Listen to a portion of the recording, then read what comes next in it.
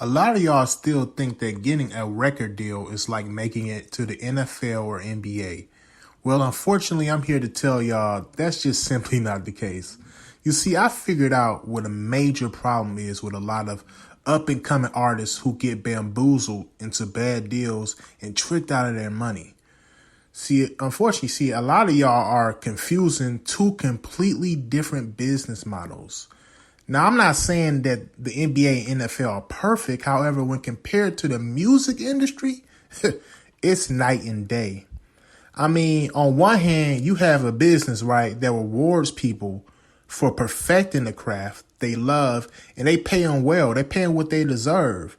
While on the other hand, you have an industry that targets the young and ignorant with terrible deals, low advances, and even keeps you hostage until you've paid them back.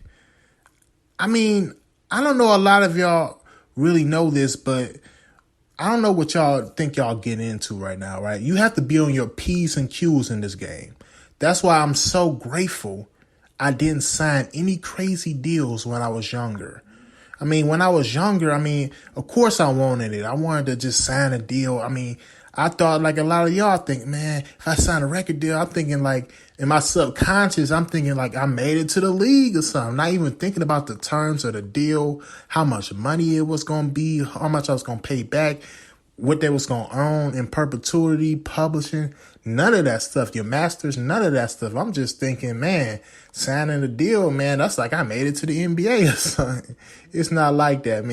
Since I started reading books like All You Need to Know About the Music Business, I'm up on game and my potential is way higher. I'm starting to see a lot of growth in my brand.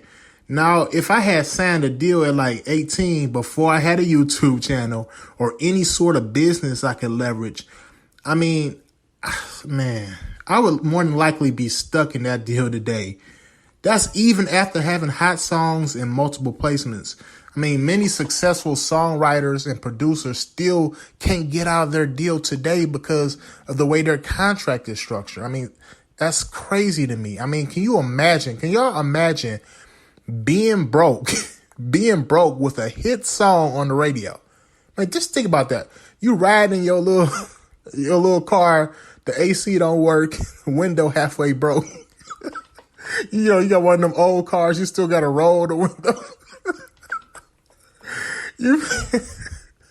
You turn the radio on, it's a song you done wrote, it's a song you done produced, engineered, whatever, and you still broke trying to scrape up some change for gas, and that's your song on the radio. You living in an expensive city because you can't be in the music industry without being in one of these expensive cities. So you living in an expensive city like LA, New York, or even Atlanta. I heard Atlanta prices are going up too. So, and you barely making rent. So, that's what happens when you sign a bad deal. Now, when you compare that to the worst players in the league, I even heard, y'all, I don't know how accurate this is, but I even heard NFL practice squad players. Guys who are there just to practice. They don't get in the game. They don't even be at the game. They just practice, right? They get the team ready. The practice squad players make at least $250,000. That's crazy. And the guys on an NBA bench have multi-million-dollar contracts on the bench, never getting the game, still going home to a mansion with like a $20 million contract, y'all. Can you compare that to the music industry? No way. So I want y'all, especially my younger listeners, to get the idea of just signing a deal out of your head.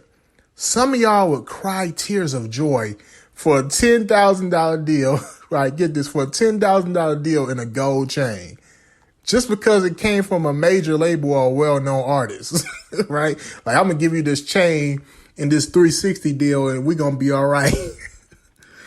Some people are so naive that they'll take that because in their mind, they're thinking making it in music or getting a record deal is like getting into the league or something. And these are two totally different business models, two totally different business structures. And I think a lot of people suffer from this because I suffered from this when I was younger. I thought the same thing, but it's not the same thing. Some people really think they've changed their life for the better when given this opportunity, and it's sad. Now, I know what a lot of y'all are thinking or feeling right now. All he's talking about is doom and gloom.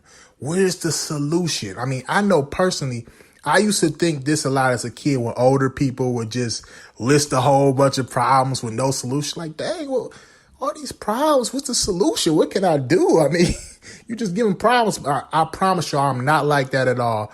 I got y'all back, though. Here's my solutions. Right, here's a solution for y'all. Like I said earlier, I'm so grateful I didn't get a chance to sign earlier in my life because I would be stuck in a bad deal to this day, y'all. Seriously. Now my potential is through the roof. Honestly, I can say that. My potential is through the roof, and I see a bright future for myself right now. This is because I'm world-wed. Like, I'm reading a lot, and I'm learning a lot. And I'm continuing to, study business. When I say business, I'm not just talking about the music business, y'all.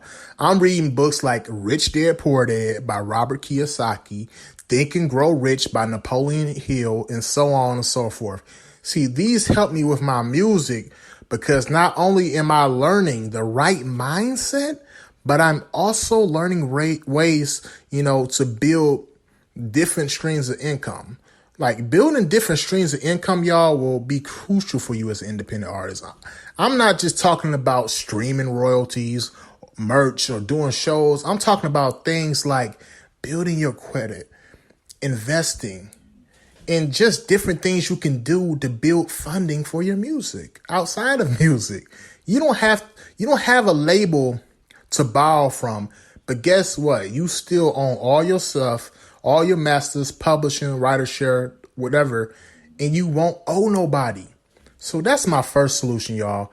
Build different streams of income. Seriously. Now, next, I would say content is king. That's right. Content is king. This is because platforms like YouTube, Facebook, Twitter, TikTok, you name it, all these platforms, let me tell you, all these platforms give you access to literally millions of people with the push of a button. The big draw of labels back in the day was that they could put your music everywhere and distribute. Now that's no sweat at all. You have everything you need today as an independent artist. I get it. Some of y'all are anxious to be a megastar, be in TV shows, movies, billboards, your own fast food meal. Who knows, right? Guess what? I ain't forgot about y'all either. That's right. I got a solution for y'all too. Now hear me out. It won't happen as fast probably, but you will be much more powerful in the end. Now here's the solution. The solution is to stay independent, do everything I just talked about with the content, multiple income streams, all that, right? Once you know you have a crazy buzz and your leverage is sky high, labels will start reaching out to you. That's right. Let me say that again. Labels will start reaching out to you. Now the ball is in your court, superstar. That's right. You then can dictate the terms of your agreement and keep all of, if not most of the money to yourself. Oh, yeah. And now you can tell them about that movie role you want to be in, right? And they might can pull some strings for you, for real. Just make sure you don't stink it up. Make sure your acting skills are on point.